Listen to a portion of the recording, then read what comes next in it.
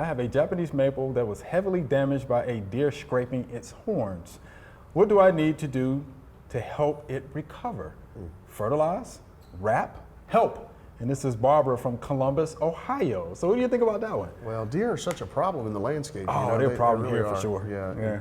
In Shelby County, there's a lot of a heavy deer population, especially in the suburbs. So I know you get lots of calls about what do I do about we get these lots deer. of calls about deer, and first off, the deer rubbing, against the Japanese maple, probably That's the in big heat. buck deers. Huh? Yeah, marking his territory Yeah. is pretty much what's happening there. But I would say this, Dale, if there's damage to the vascular system of that tree, that's going to be a major problem. So if there's any girdling, If it goes all the way around, if it goes all the way around, you might want to think about getting a new tree. a new tree. Yeah. It's going to be a new tree. But if not, then it's a chance, depending on how healthy that tree is, that it may survive. But the key thing to me is adding water. Yeah. You got to keep the water Making sure to it's it. not stressed. That's right. Make sure it's not stressed. That's right. But I think the key would be, is it all the way around the trunk? Is it localized? If it's in one area, plants are really adept at sort of compartmentalizing damage and actually growing around it, and trees are really good it's at called that. wound wood. Wound wood, Is what it is. Wound wood. Okay. Yeah. Yeah, I've seen that happen. When you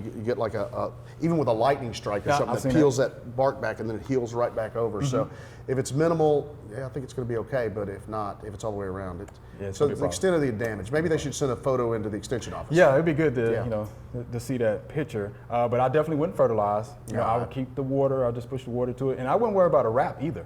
No. I think that you'll hold in moisture and cause more problems than you'll help. Right. Yeah, maybe a tree guard, something like that to kind of keep the deer out. Yeah, just keep the deer out. And if you replant a new tree, you definitely want to put a tree. You definitely gonna have to do that. Yeah.